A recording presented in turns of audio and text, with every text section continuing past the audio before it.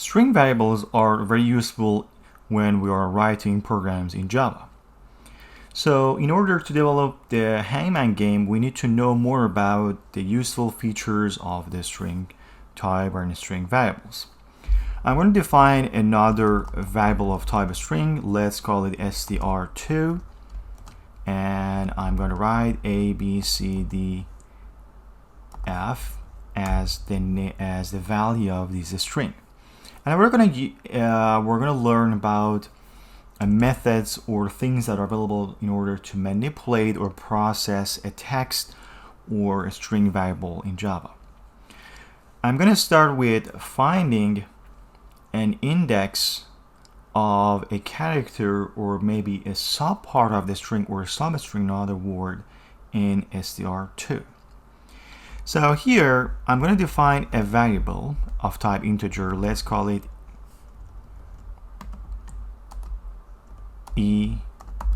index. That will be the index where the letter E exists in this sequence of characters or string. In Java, numbers or the indices start at 0. So the letter A is at index 0, B at index 1, C 2, and so on. So I'm going to add a comment here. Letter A is at index 0. So what is the length of this string? So 1, 2, 3, 4, 5, 6 characters. So the last character of this string, which is F, is at index 5. Letter F is at index 5, which is the length of the string minus 1.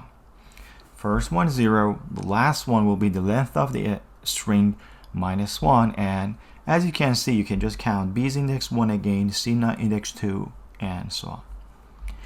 Let's say that I'm going to find the index of the letter E.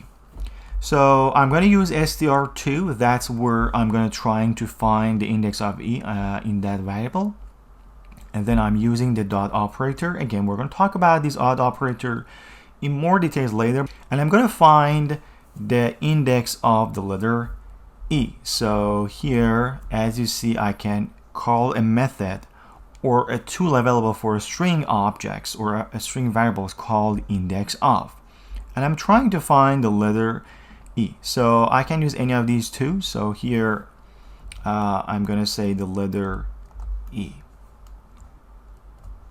And that's going to return the index where these letter E exist. So let's run the program, but if you do not mind for now, I'm going to just comment some of the code that we have here because they are unnecessary and we can just comment them for now. That's part of like the things that you can always do when you're writing a program and maybe some part of the program it doesn't work, or you want to test other part of the program. You can comment part of the code that you know that or you're sure that will not have an impact on other part of that. So I'm going to comment these parts that is to read the variables. So I'm going to use multi-line comment, which is a slash and the star or asterisk character, and then to end these comments I'm use the asterisk first and then the slash character. So that's going to be these lines of code will be commented. As you see, they are in the gray color. So I got the index of the letter E, but I never printed this index. So I'm going to use System.out println method in order to print the E index. Again, just printing the index itself will be a little bit like the maybe meaningless. So I'm going to add some spices to my code, make it more understandable.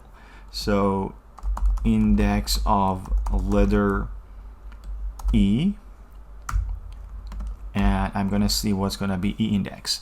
Actually, we can see that E is a letter before F, and F was at index 5, so our expectation is the letter E be at index 4. Let's test our program, see if it works or not. That's part of the testing process. We got the index of the E, but we want to make sure that is actually correct. So we want it to be 4, and that print statement is to test our program. So I'm going to run the program one more time, and let's see what happens. as you see here, it's the index of letter E is equal to 4 as we expect. So str2, which is a string variable, and then using the dot operator and using something called a method and passing what I'm looking for the letter E, it's going to return the index where that letter exists, which is 4. So as you also remember, that's concatenating a number to a sequence of characters, or in other words, strings. So number 4 is printed, which is the index of the letter E. That's the first method that we'll learn from the string variables. We're going to learn more about the string variables in just few moments.